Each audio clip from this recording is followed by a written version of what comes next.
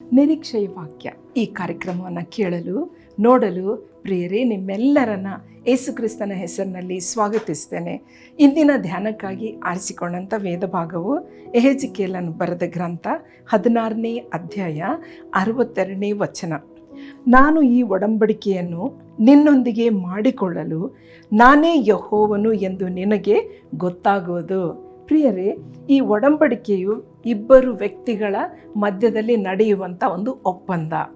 ಏನು ಒಪ್ಪಂದ ಅನ್ನುವಾಗ ನಾವು ಈ ಒಂದು ಅಧ್ಯಾಯವೆಲ್ಲ ನಾವು ಓದ್ತಾ ಇದ್ದರೆ, ದೇವರು ಇಸ್ರಾಯೇಲರನ್ನು ತನ್ನ ಸ್ವಕೀಯ ಪ್ರಜೆಯಾಗಿ ಮಾಡಿಕೊಂಡು ಅವರು ಪರಿಶುದ್ಧರಾಗಿ ಜೀವಿಸಬೇಕು ಎಂದು ಆತನು ಆಸೆ ಪಡುವಾಗ, ಇಸ್ರಾಯೇಲರು ದೇವರ ಇಚ್ಛೆಯ ಪ್ರಕಾರ ಅವರು ನಡೆಯದೆ ಅನೇಕ ತಪ್ಪುಗಳನ್ನ ಅವರು ಮಾಡಿರುವಾಗ ಅವರಿಗೆ ತಕ್ಕಂಥ ಶಿಕ್ಷೆಯನ್ನು ದೇವರು ವಿಧಿಸಬೇಕು ಎಂಬುದಾಗಿ ಆಲೋಚನೆ ಮಾಡಿದರೂ ಕೂಡ ದೇವರ ಒಂದು ಹೃದಯ ಅದು ಕನಿಕರ ಉಳ್ಳದ್ದು ಮತ್ತು ದೀರ್ಘ ಶಾಂತಿಯುಳ್ಳ ದೇವರಾದ ಕಾರಣ ಆತನು ತಕ್ಕಂಥ ಒಂದು ಶಿಕ್ಷೆಯನ್ನು ಕೊಡುವ ಬದಲು ಇನ್ನೊಂದು ಒಡಂಬಡಿಕೆ ಮಾಡಿಕೊಳ್ತಿದ್ದಾರೆ. ಅದೇನು ಅಂತಂದರೆ, ಎಂಥ ಒಡಂಬಡಿಕೆ ದೇವರು ಇವರ ಜೊತೆಯಲ್ಲಿ ಮಾಡ್ತಾ ಇದ್ದಾರೆ ಅನ್ನುವಾಗ 60ನೇ ವಚನದಲ್ಲಿ ನಾವು ನೋಡ್ತೇವೆ.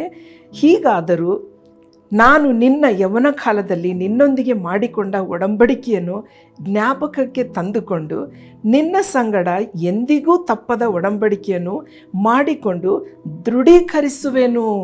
ಅಂದರೆ ಐಗುಪ್ತ ದೇಶದಿಂದ ದೇವರು ಇಸ್ರಾಯೇಲರನ್ನು ಕರೆದು ಬರುವಾಗ ಅದು ಯೌವನದಲ್ಲಿರುವಂಥ ಒಂದು ಒಡಂಬಡಿಕೆಯಾಗಿತ್ತು.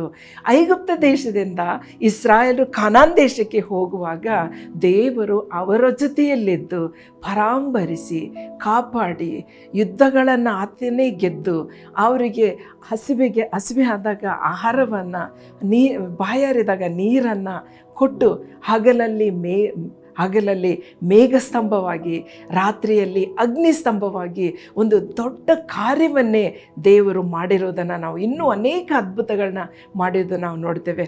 ಇಂಥ ಒಂದು ಒಡಂಬಡಿಕೆ ನೀವು ನನ್ನಲ್ಲಿಯೂ ನಾನು ನಿಮ್ಮಲ್ಲಿಯೂ ನೆಲೆಗೊಳ್ಳಬೇಕು ಎನ್ನುವಂಥ ಒಂದು ದೊಡ್ಡ ಒಡಂಬಡಿಕೆಯಾಗಿತ್ತು. ಆತನು ದೇವರು ಪರಿಶುದ್ಧನಾದ ಕಾರಣ ಆತನ ಆರಿಸಿಕೊಂಡಂಥ ಜನರು ಪರಿಶುದ್ಧರಾಗಿರಬೇಕು ಎನ್ನೋ ಆಸೆ. ಆದರೆ ದೇವರ ಒಡಂಬಡಿಕೆ ಆತನು ದೃಢೀಕರಿಸಿದರೂ ಕೂಡ ಮಾನವರಾದ ನಾವು ಅದನ್ನು ತ್ಯಜಿಸುವವರಾಗಿದ್ದೇವೆ, ಒಡಂಬಡಿಕೆಯನ್ನು ಮುರಿಯುವವರಾಗಿದ್ದೇವೆ. ಹೀಗಾಗಿ ಇಸ್ರಾಯೇಲರು ದೇವರನ್ನು ಬಿಟ್ಟು ಅವರು ತಮ್ಮದೇ ಇಚ್ಛೆ ಪ್ರಕಾರ ಅನೇಕ ದೇವರುಗಳನ್ನ ಮಾಡಿಕೊಂಡು ಅವರು ಆರಾಧಿಸುವಂಥ ಸಮಯದಲ್ಲಿ ಕರ್ತನಾದ ದೇವರು ನಮ್ಮ ಮೇಲೆ, ಇಡೀ ಪ್ರಪಂಚದ ಎಲ್ಲರ ಮೇಲೆ ಪ್ರೀತಿಯನ್ನು ತೋರಿಸಿ ಯೇಸು ಕ್ರಿಸ್ತನನ್ನು ಇಲ್ಲಿ ಕಳಿಸಿ ಆತನು ಇನ್ನೊಂದು ಒಡಂಬಡಿಕೆಯನ್ನು ಮಾಡಿದ್ದಾನೆ. ಅದೇ ಆತನ ಪ್ರೀತಿಯ ಒಡಂಬಡಿಕೆ. ಪ್ರಿಯರೇ, ಇಂಥ ಒಂದು ಅದ್ಭುತವಾದ ಒಂದು ಪ್ರೀತಿ ದೇವರಲ್ಲಿ ನಾವು ಕಾಣುವರಾಗಿದ್ದೇವೆ.